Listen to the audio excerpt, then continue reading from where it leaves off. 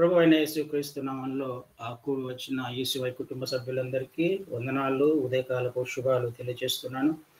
దేవాది దేవుని మహా కనికరం చొప్పున మరొక వారము యేసువైలో వాక్య పరిచర్య చేయడానికి నాకు ఇచ్చిన అవకాశం బట్టి ఆయన ఎంతగానో స్తుతిస్తూ ఉన్నాను.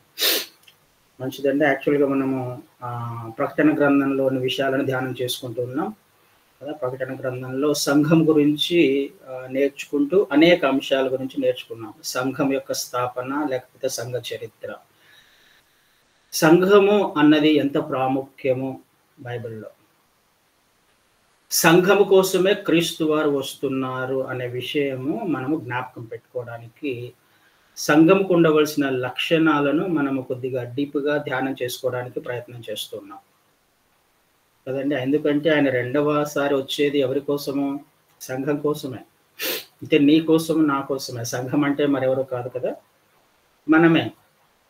మనం ఎత్తబడే గుంపుల్లో చేర్చబడాలి అని అన్నప్పుడు మరి నీకు, నాకు, మనకు ఉన్న లక్షణాల గురించి ఖచ్చితంగా తెలుసుకోవాలి కదా. సంఘం గురించి ప్రకటన గ్రంథంలో క్రీస్తు వారు అనేక విషయాలు మాట్లాడుతూ ఉన్నప్పుడు ఎందుకు అన్నిసార్లు ఆయన సంఘానికి హెచ్చరిక చేస్తున్నాడో గ్రహించాల్సిన అవసరం కూడా ఖచ్చితంగా ఉంది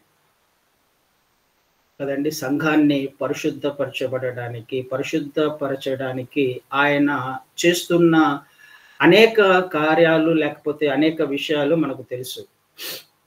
అలాంటప్పుడు ఆయన ఇచ్చిన ఆజ్ఞలు కావచ్చు, ఆయన చూపించిన మార్గం కావచ్చు, మనకు అర్థం అవ్వడానికి, సంఘం పట్ల ఆయన ఏ ప్రణాళిక కలిగి ఉన్నాడో తెలుసుకోవడానికి మనం కొన్ని విషయాలను ధ్యానం చేసుకోవడానికి ప్రయత్నం చేస్తున్నాం. అది చాలా ప్రాముఖ్యమైన అంశం. సంఘము అనేది చాలా ప్రాముఖ్యమైన అంశం. అంటే నువ్వు, నేను దేవుని యొక్క దృష్టిలో చాలా విలువైన వారము అని అర్థం కదండి. నీ కోసము, నా కోసమే, మన కోసమే, లేకపోతే సంఘం కోసమే క్రీస్తు వారు ఈ లోకంలోకి రావాల్సి వచ్చింది. తనను తాను అర్పించుకోవాల్సి వచ్చింది కదా. సిలువ మరణం పొందవలసి వచ్చింది మన కోసమే. అలాంటప్పుడు ఆయన ఉద్దేశం ఏంటో తెలుసుకోవడానికి ప్రయత్నం చేయాలి కదండి. ఆ విషయాన్ని మనం జ్ఞాపకం చేసుకోవడానికి ప్రయత్నం చేస్తున్నాం. గత వారము సంఘముల మధ్య సంచరించేవాడు. సంఘములో ఒక చిన్న మోసం జరుగుతుంది మనకు తెలియకుండానే.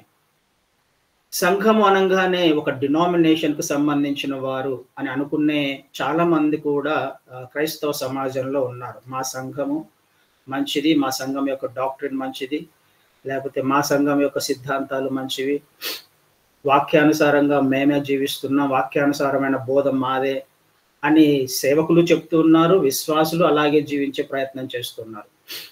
ఆ విషయాన్ని మనము గత వారము లేఖనాల ఆధారంగా చూసాం.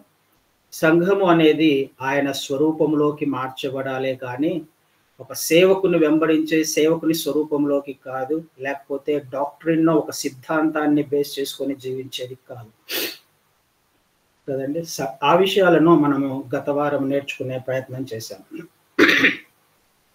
అయితే ఈరోజు దీపస్తంభముల మధ్య సంచరించేవాడు అని చదువుకున్నాం ప్రకటన గ్రంథంలో.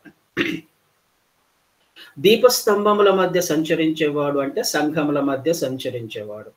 అసలు దీపస్తంభముల మధ్య సంచరించేవాడు అని ఎందుకు పేరు వచ్చింది? ఎందుకు దీపస్తంభానికి దేవుడు అంత విలువ ఇస్తున్నాడు? ఎందుకు సంఘాన్ని దీపస్తంభముతో పోల్చే ప్రయత్నం చేస్తున్నాడు అంటే ఇక్కడ 25వ అధ్యాయం ఇందాక చదువుబడిన వాక్య భాగంలో 31 నుంచి 40 వచనాలను ఒకసారి చూస్తే ప్రతిది కూడా దేవుడు డీటెయిల్గా రాపించాడు.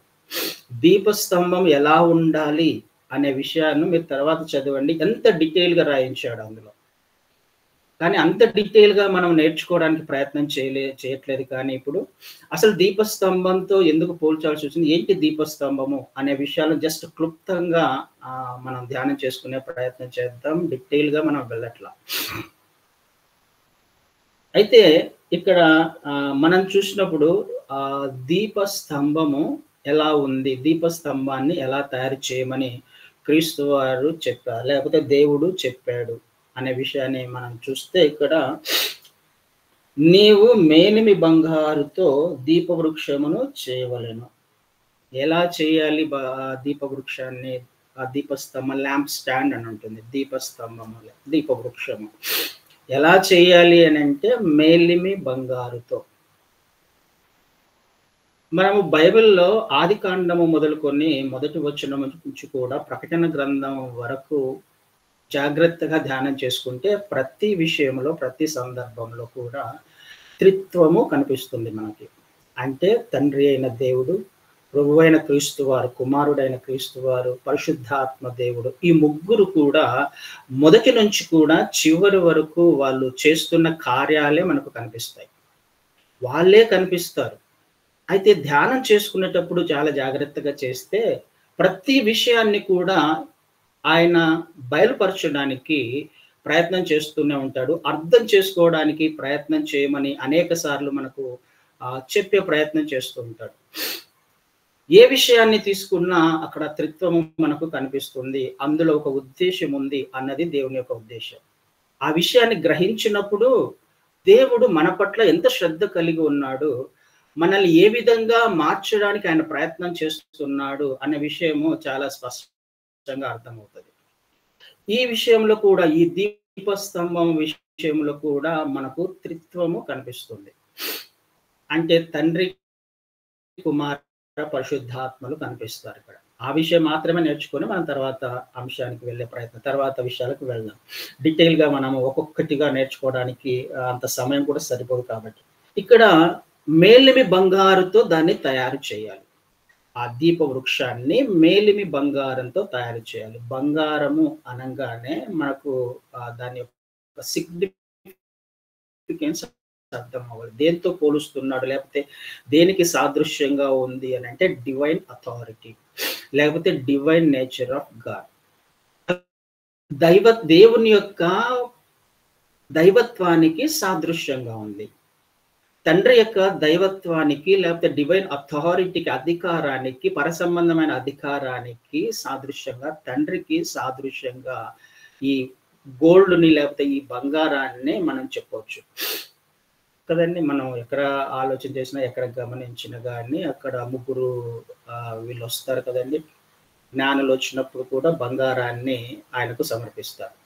అథారిటీ, రాజు, రూలర్ కదా, అధికారము చేసేవాడు, సృష్టికర్త కదా. డివైన్ అథారిటీకి లేకపోతే డివైన్ నేచర్ ఆఫ్ గాడ్‌కి ఈ బంగారము సాదృశ్యంగా ఉంది. మొదటిది. రెండవ విషయాన్ని చూసుకుంటే అది ఎలా కనిపిస్తుంది, ఆ దీప వృక్షము ఎలా ఉంది అనంటే దాని యొక్క స్వరూపాన్ని మనము జ్ఞాపకం చేసుకోవాలి. అది కనిపించే విధానంలో కూడా దేవుని యొక్క ఉద్దేశ్యము ఖచ్చితంగా ఉంది. అయితే దానిని మనం తర్వాత ధ్యానం చేసుకుందాం.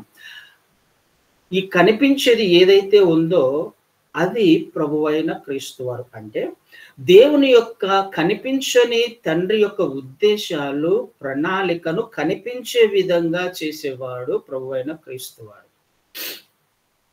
కదండి. మనం ఎవరు కూడా తండ్రిని చూడలేదు.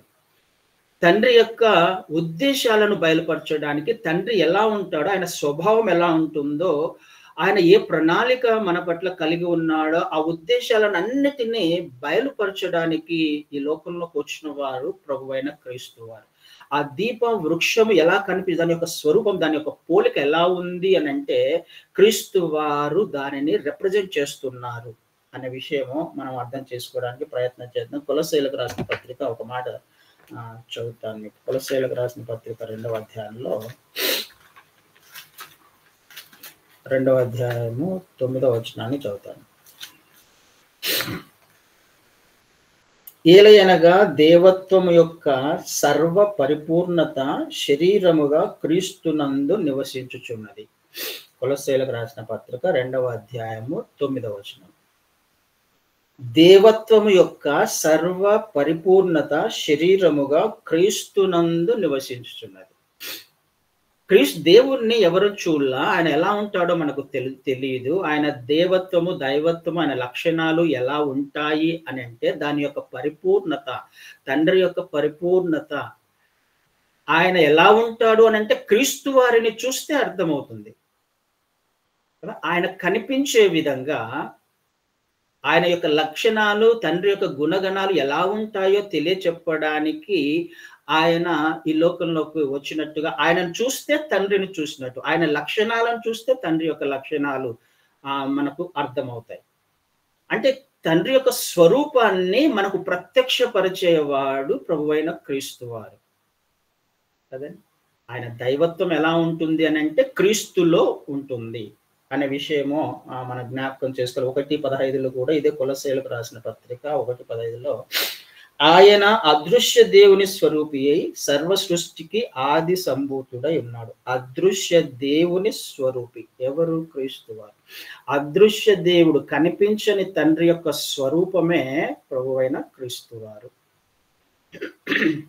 కదండి. ఈ విషయాలే మనం అర్థం చేసుకోవడానికి ప్రయత్నించాలి. క్రీస్తు వారు ఎలా ఉన్నారు, లేకపోతే తండ్రి యొక్క ఉద్దేశం ఏంటి? మనము ఇంకొక చోట జాన్లో కూడా చూస్తాం కదా, యోహాను సువార్త 14లో ఫిలిప్పుతో అంటారు. ఫిలిప్పు అడుగుతాడు, అయ్యా తండ్రిని చూపించమంటే, ఫిలిప్పు ఇంతకాలం నేను నీతో ఉన్నాను కదా, నన్ను చూస్తే తండ్రిని చూసినట్టే కదా, నాలో తండ్రి ఉన్నాడు, నేను తండ్రిలో ఉన్నాను, ఇంకా నువ్వు గ్రహించలేదా అనే విషయము అక్కడ కూడా చూస్తాం. అంటే తండ్రిని రిప్రజెంట్ చేసేవాడు, తండ్రి యొక్క గుణగణాలను, లక్షణాలను రూపములో, స్వరూపములో బయలుపరిచిన వాడు ప్రభువైన క్రీస్తు వారు. ఇది ఒక్కొక్కటి మళ్ళీ ఒక్కొక్క కొమ్మ, దాంట్లో ఏమేమి ఉండాలి, ఇవన్నీ మనము ఆ తర్వాత సమయం ఉంటే ధ్యానం చేసుకుందాము. అది అంత డీటెయిల్గా కూడా మనకు అవసరం లేదు. కానీ దేవుని యొక్క ఉద్దేశము అర్థం అవ్వడానికి ప్రయత్నం చేద్దాం. ఏ విషయంలో తీసుకున్న కానీ త్రిత్వము అనే విషయము మనకు ఖచ్చితంగా స్పష్టంగా కనిపిస్తుంది. ఆయన స్వరూపం అది. ఆ దీపస్తంభం ఎందుకు 3 లెఫ్ట్ సైడ్, 3 రైట్ సైడ్, మధ్యలో ఒకటి స్టెమ్ అనేది అది ఒకటి ఉంటుంది. ఈ విషయాలన్నీ తర్వాత నేర్చుకునే ప్రయత్నం చేద్దాం. తర్వాత 7 వెలుగుతున్న 7 దీపాలు కూడా అందులో మనం చూస్తున్నాం కదా. మొదటిది గోల్డ్ కలర్లో ఉంది, గోల్డ్లో ఉంది, గోల్డ్ కలర్ కాదు, మేలిమి బంగారంతో తయారు చేసినది. రెండవది అది ఎలా కనిపిస్తుంది, దాని యొక్క స్వరూపం ఏంటంటే ప్రభువైన క్రీస్తు వారే తండ్రి స్వరూపాన్ని బయలుపరిచేవాడుగా ఉంటున్నాడు. మూడవదిగా అక్కడ 7 దీపాలు మనకు కనిపిస్తున్నాయి కదా, దీపస్తంభం మీద 7 దీపాలు ఉన్నాయి, అంటే అవి వెలుగుతూ ఉన్నాయి. పరిశుద్ధాత్మ దేవునికి సాదృశ్యంగా మనము ఈ దీపాలను మనం చూస్తాం. ఆయన 7 ఆత్మలు కలిగిన వాడు అనే విషయం ప్రకటన గ్రంథంలో కూడా చూస్తాం కదండి. 7 ఆత్మలు కలిగిన పరిశుద్ధాత్మ దేవుడు 7 ఆత్మలు కలిగిన వాడు. అంటే 7 ఆత్మలు ఉన్నాయని కాదు, కానీ దాని ఉద్దేశము ఒకటే ఆత్మనే, పరిశుద్ధాత్మ దేవుడే, కానీ డిఫరెంట్ టైప్స్ ఆఫ్ అట్రిబ్యూట్స్ అంటాం, గుణగణాలు, లక్షణాలు. అంటే ఆయన ఆశయ సందర్భాలలో ఆ విధంగా పనిచేస్తాడు. 7 ఆత్మలు ఒకే ఆత్మనే, కానీ 7 రకాలుగా 7 విధాలుగా ఆయన పనిచేస్తాడు. అట్రిబ్యూట్స్ అవి లక్షణాలు, గుణగణాలు. పరిశుద్ధాత్మ దేవునికి ఉన్న 7 అట్రిబ్యూట్స్ అవి. ఒకటి 7 పరిపూర్ణతకు కూడా మనకు సాదృశ్యంగా ఉంది బైబిల్లో. అంటే ఆయన చేసే పరిచర్య, ఇప్పుడు పరిచర్య ఎవరు చేస్తున్నారండి సంఘాల్లో, లేకపోతే మనలో, మన జీవితాల్లో, మన హృదయంలో? పరిశుద్ధాత్మ దేవుడేగా. అంటే ఈ పరిశుద్ధాత్మ దేవుని యొక్క పరిచర్య ఏంటంటే కంప్లీట్ గా, పరిపూర్ణంగా సంఘాన్ని పరిపూర్ణతలోకి తీసుకొచ్చే ప్రయత్నం చేస్తున్నాడు ఈ డిఫరెంట్ 7 ఆత్మల ద్వారా అని అర్థం. పరిశుద్ధాత్మ దేవుడే 7 ఆత్మల ద్వారా సంఘాన్ని ఆయన పరిపూర్ణతలోకి తీసుకొని వచ్చే ప్రయత్నము పరిశుద్ధాత్మ దేవుడు చేస్తున్నాడు. ఈ 7 ఆత్మలు ఏంటి అని అంటే మనకి యెషయా గ్రంథంలో 11వ అధ్యాయంలో ఒకసారి చూస్తాం. యెషయా గ్రంథం 11లో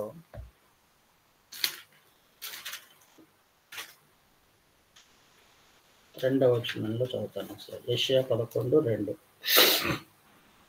యెహోవా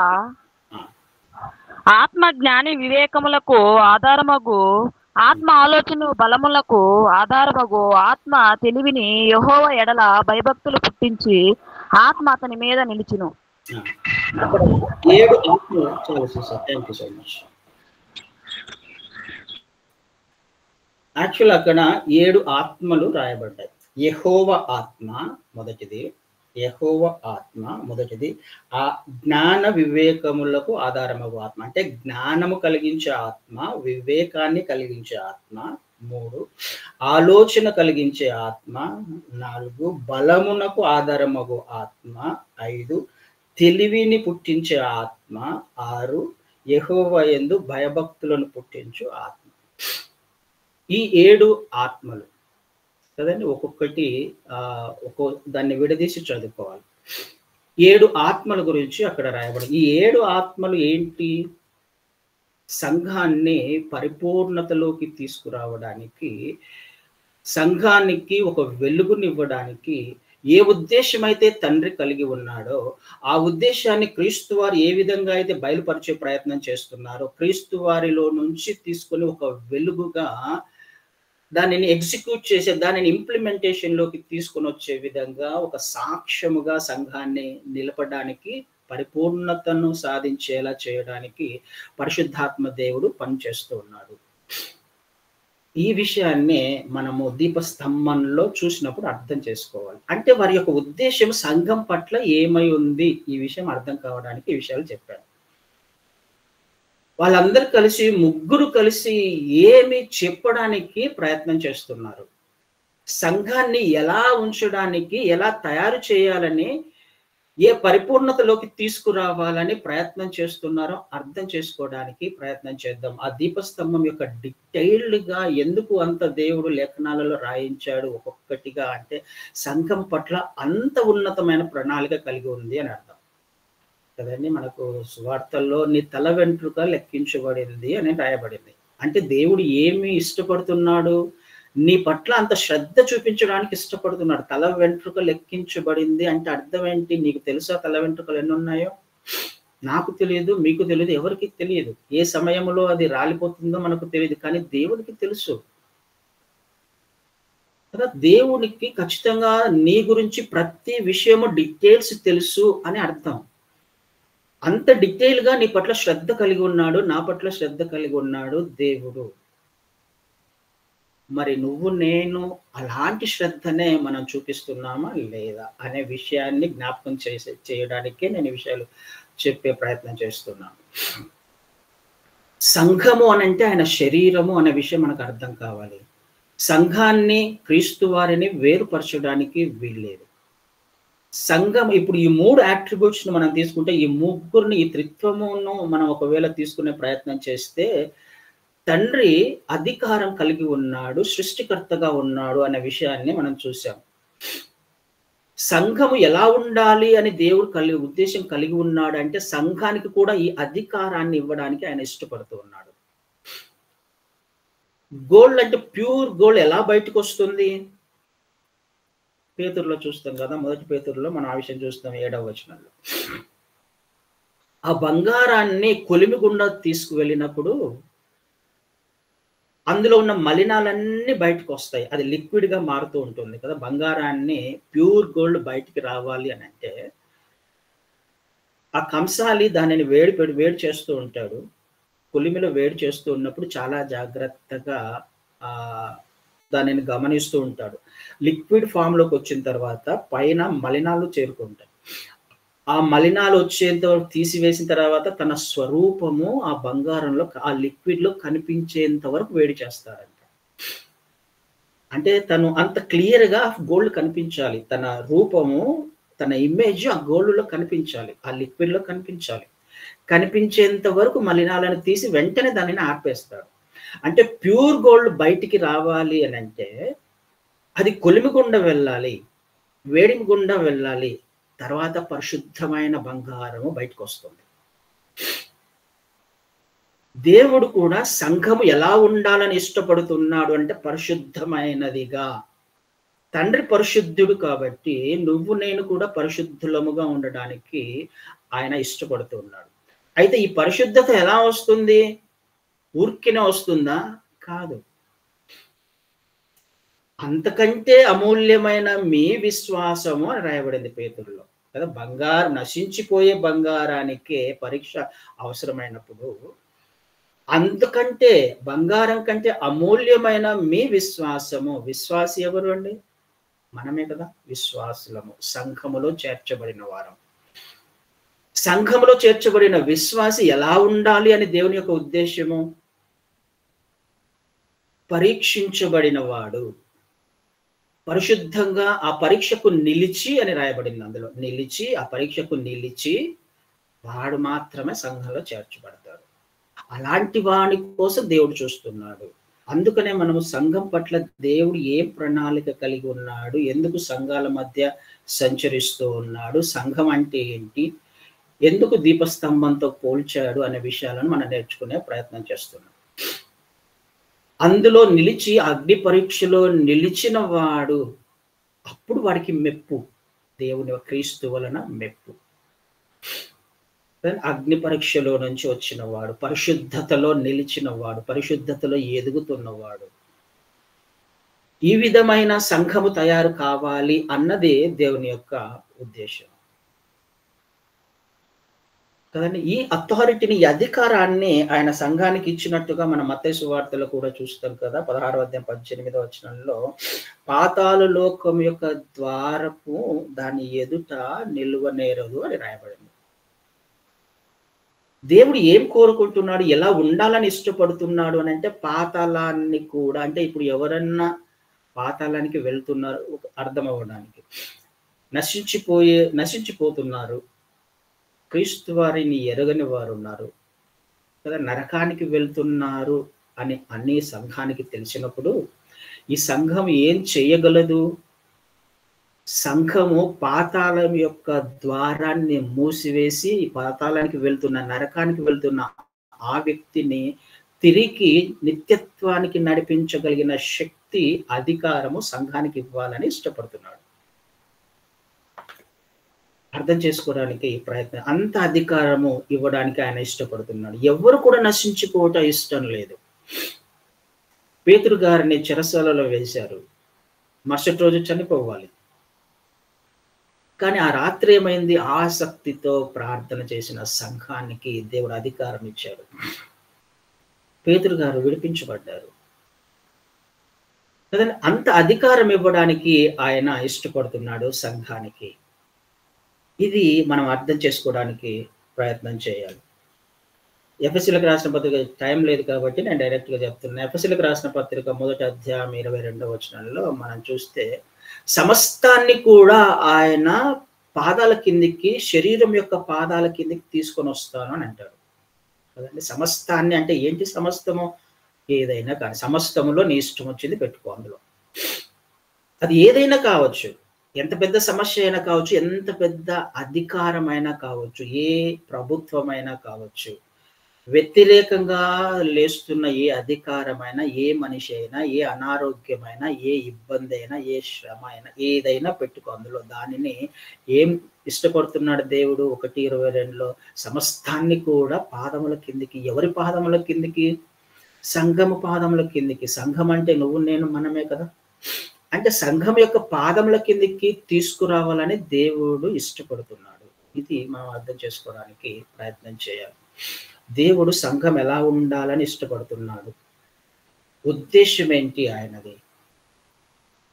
డివైన్ నేచర్, ఆయన డివైన్ అథారిటీ అర్థం చేసుకోవడానికి ప్రయత్నం చేయాలి. అంతగా సంఘాన్ని హెచ్చించాలని ఆయన ఇష్టపడుతున్నాడు.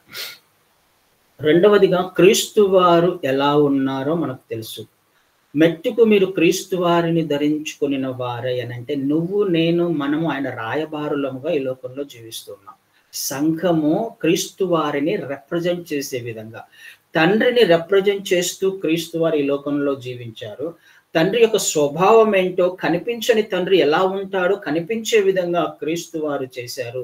అదే స్వభావాన్ని, అదే లెగసీని, లేకపోతే అదే వారసత్వాన్ని సంఘానికి ఇచ్చారు. వాళ్ళు ఎలా ఉంటారో ఈ లోకంలో రిప్రజెంట్ చేసేవారు సంఘం. క్రీస్తు వారు ఎలా ఉన్నారో బయలుపరిచేవారు సంఘం. ఆయన స్వరూపం ఏంటో, ఆయన గుణగణాలు ఏంటో, ఆయన లక్షణాలు ఏంటో, ఆయన ప్రేమ ఏంటో కదండి, ఆయన క్షమాపణ ఏంటో, ఆయన లక్షణాలు ఎలా ఉన్నాయో ఆ అడుగు జాడలలో నడుచుకోవడానికి దేవుడు ఏర్పాటు చేసుకున్నదే సంఘం కదండి. ఆయన వచ్చి వెళ్ళిపోయారు. ఇప్పుడు క్రీస్తు వారు వెళ్ళిపోయిన తర్వాత 2000 సంవత్సరాల నుంచి ఏం జరుగుతుంది? ఆయన గురించి ఎవరు చెప్తారు? ఎవరు బోధిస్తారు? ఎవరు దేవుడంటే ఎవరు? ఎలా చూపిస్తారు క్రియల్లో? ఆయనను చూపించేదే సంఘం. ఆయన ఎలా ఉన్నాడో తండ్రిని చూపించిన వారు క్రీస్తు వారు. క్రీస్తు వారిని చూపించేదే సంఘం ఈ లోకంలో. క్రీస్తు వారిని చూపిస్తున్నామంటే తండ్రిని మనం కూడా చూపిస్తున్నాం అనే కదా అర్థం. ఈ విషయమే మనం అర్థం చేసుకోవడానికి ప్రయత్నం చేద్దాము. మూడవదిగా పరిశుద్ధాత్మ దేవుడు. సంఘంలో ఆ వెలుగు, ఆ దీపము దేనికి సాదృశ్యంగా ఉందండి? ఆ దీపము మనం ఇంతకుముందు ఒకసారి నేర్చుకున్నాం. దీపం వెలగాలి అని అంటే ఆయిల్ కావాలి, ఫైర్ కావాలి, అగ్ని కావాలి కదా. ఆయిల్ ఉండాలి. ఆయిల్ అని అంటే నూనె దేనికి సాదృశ్యంగా ఉంది? అభిషేకానికి సాదృశ్యంగా ఉంది కదా. అగ్ని దేనికి సాదృశ్యంగా ఉంది? వాక్యానికి సాదృశ్యంగా ఉంది. ఇర్మియా గ్రంథంలో చూస్తాం 5వ అధ్యాయంలో. సంఘంలో ఏమి ఉండడానికి ఆయన ఇష్టపడుతున్నాడు అని అంటే అభిషేకము, అదే విధంగా వాక్యము. ఈ రెండు ఎప్పుడు మండుతూ ఉండాలి సంఘంలో. దేవుని ఉద్దేశం అది. ఆరిపోకూడదు, ఆత్మ ఆరిపోకూడదు, ఆయిల్ అయిపోకూడదు. అది ఎప్పుడు కూడా మండుతూనే ఉండాలి. అంటే ఒక సాక్ష్యము సంఘము ద్వారా, ఆ సంఘము ద్వారా అద్భుతమైన సాక్ష్యము ఈ లోకములో బయలుపరచబడాలి అన్నది దేవుని యొక్క ఉద్దేశం కదండి. ఎలాంటి ప్రణాళిక కలిగి ఉన్నాడు, ఎలా ఉండాలి సంఘము అన్నది దేవుని ఉద్దేశం. ఇలా దేవుని ప్రణాళిక ఈ సంఘం పట్ల ఇలా ఉంది కాబట్టి తర్వాత 7 సంఘాలకు ఉత్తరాలు రాస్తున్నాడు. నేను ఏ ఉద్దేశం కలిగి ఉన్నాను, నువ్వేం చేస్తున్నావు, ఎవరు ఏం చేస్తున్నారు అని 7 సంఘాల గురించి ఆయన చెప్పుకుంటూ వస్తాడు. అది మనం ఒక్కొక్కటిగా తర్వాత ధ్యానం చేసుకునే ప్రయత్నం చేద్దాం. సంఘానికి ఒక సాక్ష్యము, వెలుగు అనేది ఉండాలి కదండి. దీపాన్ని ముట్టించిన తర్వాత ఎక్కడ పెడతాం? దీపస్తంభం పైన పెట్టాలి. అది ఒక హైట్స్ లో పెట్టాలి. కొంచెం కింద, మంచం కింద పెట్టాం అంటే అర్థం ఏంటి? వెలిగేదిగా ఉండాలి, కనిపించేదిగా ఉండాలి. అన్నిటినీ క్లియర్ గా కనిపించేదిగా తయారు చేసేదే అంటే దాపరికములు, ఏది దాచిపెట్టేది కానీ, లేకపోతే కనిపించకుండా చేసేది కానీ, దాచుకునేది కాదు. సంఘము ప్రత్యక్షపరచబడాలి ఈ లోకానికి. సంఘం చేసే దేవునికి నచ్చని లక్షణాలను దాచుకుని 1, 2 మంచి కార్యాలు చేస్తే బయలుపరుచుకుంటూ సంఘాన్ని తమంతకు తాముగా స్థాపించి సంఘాన్ని ఎలివేట్ చేసేది కాదు. ఆయన ఉద్దేశం అది కాదు. సమస్తమును కూడా బయలుపరచబడాలి, క్లియర్ గా కనిపించాలి, ట్రాన్స్పరెంట్ గా ఉంటుంది సంఘము అన్నది కదండి. వెలుగుతూనే ఉండాలి. అయితే ఎప్పుడు కూడా ఆరిపోకూడదు ఆ సంఘం, ఎప్పుడు వెలుగుతూనే ఉండాలి. నా సాక్ష్యము, ఒక సంఘం యొక్క సాక్ష్యములో అభిషేకము ఆరిపోకూడదు, వాక్యము మాత్రమే ప్రకటించబడుతూ ఉండాలి. అనవసరమైన విషయాలు కాదు. పాస్టర్ యొక్క గొప్పతనం గురించి చెప్పుకోవడం కాదు. ఆయన ఏ పరిస్థితులలో సంఘాన్ని స్థాపించాడో, ఏ విధంగా ఇది తనను ఎలివేట్ చేసుకోవడానికి, లేకపోతే విశ్వాసులను తన వైపు లాక్కోవడానికి, తనకు శిష్యులను చేసుకోవడానికి కాదు సంఘాన్ని దేవుడు ఏర్పాటు చేసింది. క్రీస్తు వారిని రిప్రజెంట్ చేసే విధంగా, క్రీస్తు వారిని కనిపించే విధంగా, క్రీస్తు వారే కనపడాలి సంఘంలో. ఎప్పుడు ఆత్మ వెలుగుతూనే ఉండాలి, ఎప్పుడు వాక్యము మాత్రమే ప్రకటించబడుతుండాలి, హెచ్చరించబడుతూ ఉండాలి, సరిచేయబడుతూ ఉండాలి. దేవుని యొక్క ఉద్దేశాలు ఇవి. దేవుడు ఇలాంటి ప్రణాళిక సంఘం పట్ల కలిగి ఉన్నాడు. మరి ఆయన కలిగి ఉన్న ఈ ప్రణాళికలో నువ్వు, నేను, మనం కూడా ఉన్నాం. సంఘం అంటే మనమే. ఇప్పుడు అలాంటి సంఘంలో మనం ఉన్నామా? అలాంటి ఉద్దేశాలు, దేవుడు ఏ ఉద్దేశాలు అయితే కలిగి ఉన్నాడో ఆ ఉద్దేశ ప్రకారం జీవించే ప్రయత్నం చేస్తున్నామా లేదా అన్న విషయాన్ని మనంతకు మనం ఆలోచన చేసుకోవాల్సిన అవసరము ఖచ్చితంగా ఉంది కదండి. దేవుడు ఎందుకు వస్తున్నాడు? సంఘాన్ని తీసుకువెళ్ళడానికి. కానీ అంతగా పరిపూర్ణతలో మనం సాధించగలమా అని అంటే నిజమే, అది అసాధ్యమే. కానీ ఒక్క రోజుకి అసాధ్యమవుతుందేమో, లేకపోతే 2 రోజులకు అసాధ్యమో, కొన్ని రోజులకు కానీ దానిని ప్రాక్టీస్ చేసుకుంటూ వెళ్ళడానికి ప్రయత్నం చేయాలి. పరిపూర్ణతలోకి ఎదిగే ప్రయత్నం అయితే ఖచ్చితంగా చేయాలి. సహాయం చేసేవాడు ఆయన. పరిపూర్ణతలోకి తీసుకువెళ్ళేవాడు ఆయన. మన చేతిలో లేదు, మనము చేయలేము, మన వలన కాదు. అందుకనే పరిశుద్ధాత్మ దేవుని కార్యాలు మనం చూడడానికి ఇష్టపడాలి. ఎలా ఆయన కార్యాలు మన జీవితాల్లో జరిగిస్తాడు అని అంటే, ఒకవేళ మనము ఆ బంగారములా బయటకు వచ్చి నిలిచిన వారమై శ్రమలకు, కష్టాలకు, పరిస్థితులకు ఎలాంటి స్థితిలో ఉన్నా నిలవబడగలిగితే, విశ్వాసంలో స్థిరంగా ఉండగలిగితే, నీ జీవితంలో, నా జీవితంలో ఆయన అనేక అద్భుత కార్యాలు చేయడానికి ఇష్టపడుతున్నాడు. ఆలోచన చేసే ప్రయత్నం చేద్దాం. దీపస్తంభము అని అంటే సంఘము పట్ల దేవుడు ఏ ప్రణాళిక కలిగి ఉన్నాడు. సంఘంలో దేవుడు ముగ్గురు త్రిత్వము పనిచేయడానికి ఇష్టపడుతున్నాడు. ఆయన అధికారాన్ని ఇవ్వడానికి ఇష్టపడుతున్నాడు. క్రీస్తు యొక్క గుణగణాలను సంఘము రిప్రజెంట్ చేసే విధంగా ఉండాలని ఆశపడుతున్నాడు. సంఘము ఎప్పుడు వెలిగించేదిగా ఉండాలి. సంఘము ఎప్పుడు ఒక సాక్ష్యం కలిగినదిగా ఉండాలి. అందులో అభిషేకం ఉండాలి. వాక్యం యొక్క కేవలము వాక్యం యొక్క ప్రకటన, లేకపోతే వాక్యపు వెలుగులో వాక్యము చేత ఉదక స్నానము చేయబడుతూ, వాక్యము చేత సరి చేయబడుతూ ఒక్కొక్కరు పరిపూర్ణతలోకి ఎదగాలి అన్నది దేవుని యొక్క ఉద్దేశము. ఆ పరిపూర్ణతలో ఎదగడానికే ఆయన 7 దీపాలను పెట్టాడు. పరిపూర్ణతలో ఎదగడానికే ఆయన ఆత్మను మనకి ఇచ్చాడు. ఏ సమయంలో ఏ వివేకం కావాలి, ఏ ఆలోచన కావాలి, ఏ జ్ఞానం కావాలి, ఏ బలము కావాలి, ఇది పరిశుద్ధాత్మ దేవుడు సహాయము ఆయా సమయాలలో నీకు చేసుకుంటూ పరిపూర్ణతలోకి తీసుకువెళ్ళే ప్రయత్నం చేస్తాడు. ఇది సంఘం పట్ల దేవుడు కలిగి ఉన్న ప్రణాళిక. వచ్చేది నెక్స్ట్ వారంలో నుంచి మనము ఈ 7 సంఘాలను దేవుడు ఏ విధంగా హెచ్చరిస్తున్నారు, లేకపోతే 7 సంఘాలలో ఏమేం జరుగుతుంది, దేవుడు ఏ సంఘం పట్ల ఏం ప్రణాళిక కలిగి ఉన్నాడు, యాక్చువల్గా సంఘాలలో ఏం జరుగుతుంది, ఈ విషయాలను మనం నేర్చుకునే ప్రయత్నం చేద్దాం వచ్చే వారం నుంచి. Thank you brother, thank you so much. Praise Lord. అందరికీ వందనాలండి. ప్రార్థన చేసుకుందాం. స్తుతి స్తుతి స్తుతి స్తోత్రం స్తోత్రం స్తోత్రం స్తోత్రం స్తోత్రం స్తోత్రం స్తోత్రం స్తోత్రం. ప్రేమ నమ్మకం కలిగిన మా ప్రియ పరలోకపు తండ్రి, యేసయ్యా మీ బంగారు పాదాలకి వందనాలు, స్తుతులు, స్తోత్రములు దేవా. ఉదయకాల సమయంలో నాయన చురుకైన మెలకువతో ప్రేమ మమ్మల్ని లేపినందుకు మీకు వందనాలు, స్తుతులు, స్తోత్రములు నాయన. ఉదయకాల సమయంలో మొదట జామున ప్రేమ నిన్ను ధ్యానించుకునే భాగ్యాన్ని మాకు దయచేసినందుకు మీకు వందనాలు ప్రభా. ఇదిగో నాయన మీ బిడ్డను మీ సిలువ చాట మరుగుపరుచుకొని నాయన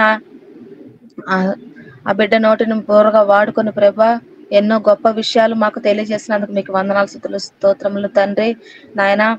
ఇదిగో నాయన దీపస్తంభం గురించి ఈ రోజు నాయన మీ బిడ్డ మాతో మాట్లాడేది ప్రభు, అందును బట్టి వందనాలు నాయన. 7 దీపస్తంభములు కలిగిన నాయన మనస్సు కలిగిన వారుగా నాయన మిమ్మల్ని చూపించారు ప్రభా. 7 ఆత్మలు కలిగిన వారుగా మిమ్మల్ని నాయన మాకు పరిచయం చేశాడు ప్రభా, అందును బట్టి వందనాలు. సంఘం ఎలా ఉండాలి, సంఘంలో వాక్యం ఎలా ఉండాలి, సంఘంలో విశ్వాసులు ఎలా ఉండాలని నాయన మాతో మాట్లాడిన దేవా మీకు వందనాలు, స్తుతులు, స్తోత్రములు ప్రభా. అయా నీ వాక్యానుసారంగా జీవించుటకు సహాయం దయచేయమని అయా. ఇదిగో తండ్రి మీ బిడ్డ మీ నాయన నీ వాక్య పరిచర్య చేసినప్పుడు ప్రభా ప్రతి ఒక్కరు తండ్రి నాయన జ్ఞానము కలిగి ఇనుటకు సహాయం దయచేయమని. ఎందు నిమిత్తం ఈ వాక్య పరిచర్య జరుగుతుందో ప్రభా మీకు తెలుసు నాయన. నాయన మా ఆత్మలు రక్షించుటకే తండ్రి వాక్య పరిచర్య జరుగుతుందో ప్రభా నాయన. మా హృదయంలో తండ్రి నీ వాక్యాన్ని భద్రపరచుకునే భాగ్యాన్ని దయచేయండి. నూనె వలె తండ్రి ఒక నాయన స్తంభం వలె మేము వెలుగుటకు సహాయం దయచేయండి నాయన. ఆయన దీపం వెలిగించిన వారు నాయన దీప స్తంభం మీద పెడతారు కానీ నాయన మంచం కింద పెట్టాలని మీరు మాట్లాడారు ప్రభా నాయన. మేము ఎంత ఎలిగితే మీకు నాయన అంత ఘనత మహిమ కలుగుంది ప్రభా. అందులాగా జీవించుటకు మాకు సహాయం దయచేయమని. నీ వాక్యంలో ఉన్న ఇంకా నాయన గొప్ప గొప్ప విషయాలు తెలుసుకునే జ్ఞానమును సహాయం మాకు దయచేయమని నాయన. ఇలాంటి దైవ సేవకులు ఎంతో మందిని యూసీవైకి పరిచయం చేసి ప్రభా నాయన మాలాంటివి నాయన విశ్వాసులుగా తండ్రి నాయన ఇంకా నాయన మీలో ఎదుగుటకు సహాయం దయచేయమని ప్రభా. అయ్యా నీవే ముందుండి నాయన ఈ టీముని నడిపించమని నాయన. ముందుండి నడిపిస్తున్న బిడ్డల్ని మీరు దీవించి ఆశ్రయించాలి, కుటుంబాన్ని బలపరిచి 100 సమృద్ధిని సహాయం దయచేయమని. మేము మీలో ఎదుగుటకు ప్రభా స్థిరంగా మీలో నిలబడుటకు ప్రభా దీపస్తంభముల వల్ల తండ్రి ఎలుగుటకు సహాయం దయచేయమని.